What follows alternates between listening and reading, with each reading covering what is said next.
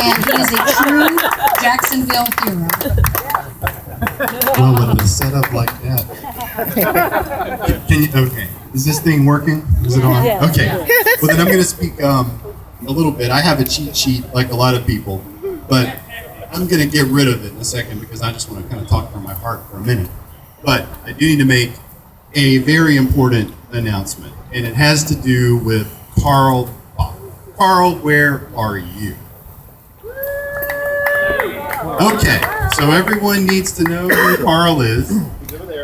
You cheated by putting that windbreaker on. Carl is down to help us organize, and turn out the vote on May 19th. Because if we don't vote for equality, I guarantee you we won't keep equality, okay? So that's sort of the most important thing, and then I'm just going to put this away.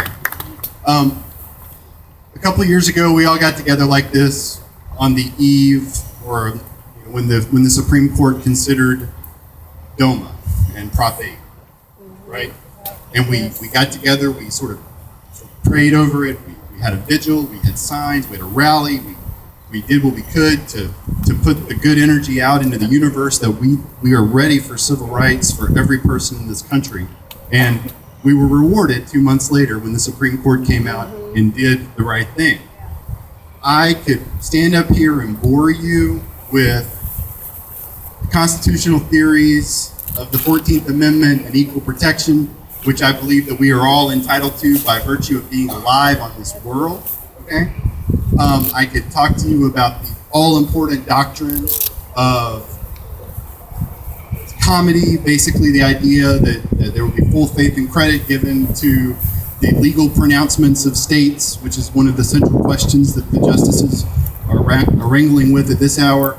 I could lead you through a progression of cases that date back to the founding of the Republic that have made more true the phrase that all men are created equal, and along the way we've added, not just white men with property, but I guess women too, and white men without property, and African Americans, people of color, every wave of immigrant who've come to our shores and become who we are.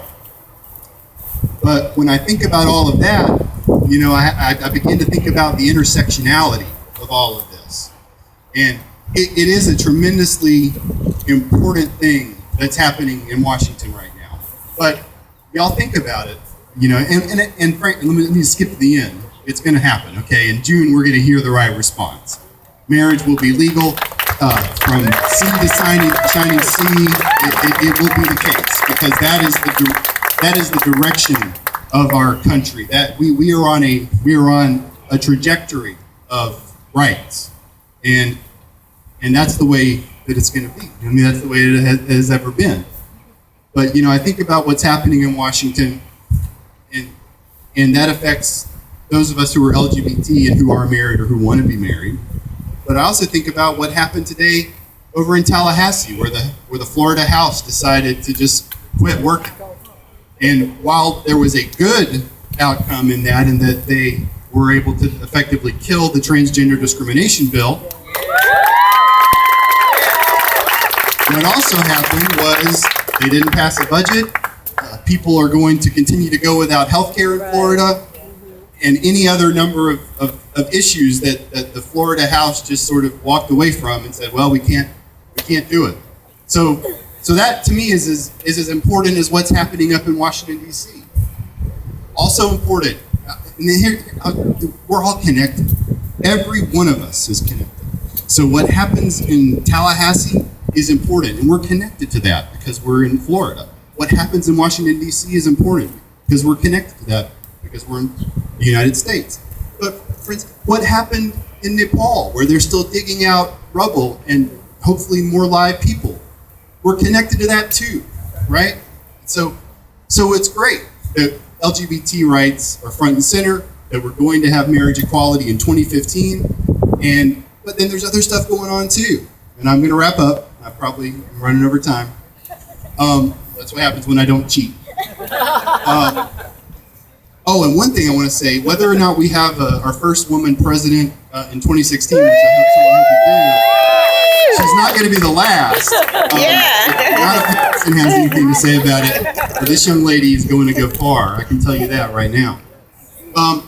And so what is happening here is really important. But y'all, what's happening in Baltimore right now is tremendously important. Because we can all agree that gay rights matter. We can all agree that LGBT lives matter. But friends, can we also agree that Black lives matter? Yeah. Can we also agree that we have outlawed slavery, we have outlawed Jim Crow, we have outlawed segregation, but we are moving backwards on that, right? So even as we're out here, we got to be hopeful. That's what Harvey Milk said. You got to give them hope. So I'm going to give you some hope. Even as we're out here working on advancing the rights in our country to make it more inclusive, to make sure that all people secure the blessings of liberty that we are all entitled to, we have got to guard our progress. We have got to guard our progress. And so, as we take steps forward, we cannot forget others who are stagnant, who are not taking steps forward, who are generally, frankly, being killed in the street for no good reason. Okay? So that's a downer. We're gonna end this on an upper. Thank you all so much for your attention. Thank you for being here on this really overcast and strange kind of Florida weather day. There is a critical election that's coming up on the 19th of May. Early voting for that election starts on May 4th. I'm not going to get into political mode, but it's so vital that you become engaged and vote. And I'm glad to see folks here from the Alvin Brown campaign. It makes me feel really happy to see that the mayor sent folks. And that's about as far as I'm going to go with my political spiel. And me from District 14. Yay. And well, Kerri wants me to keep going. I guess you want to hear from me. I can't say enough. Jess Osborne is here. Jess is paid for by Equality Florida, but she is all Jacksonville now. Similarly, Carl is paid for by the Human Rights Campaign, but he is here doing this stuff. The Jacksonville Coalition for Equality is here. Dan Merkin is the chair. There are many luminaries in the crowd. Stephen Dare of Metro Jacksonville is here. Rick Cirillo of the White Party is over here. We see Rick Cirillo. Absolutely. McMath, Ms. McMath is here. We've got the Hispanic Caucus. Yay! I think I see Angie Nixon hanging around over there somewhere with our Moxie girl. I don't see the Moxie girl, but homework. Jimmy, can you go into a little detail about why the election is so critical?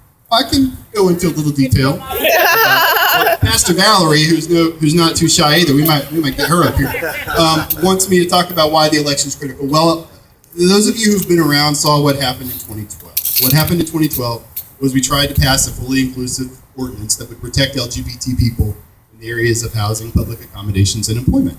We did not do that. Let's just cut it right to the chase.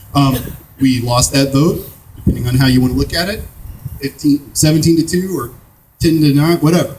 We lost, right? And there was not what I would call leadership shown at the time by our elected officials. So, that's right. Mayor Alvin Brown should have overrode that vote. Well, the mayor. He should have overrode that vote. Well, let me say this: in our democracy, the mayor can't do that. Exactly. Otherwise, we have Russia. But the mayor can't actually. He's not a dictator. But he is a very important person. Yes. And the fact that he has sent folks from his campaign who are here tonight says a lot to me. Okay? Yes. And I was with him on Sunday at Shavari's house, and I'm not telling you what to do. I'm just telling you that this election is important. That you have to get informed about the issues. You have to find out about the candidates.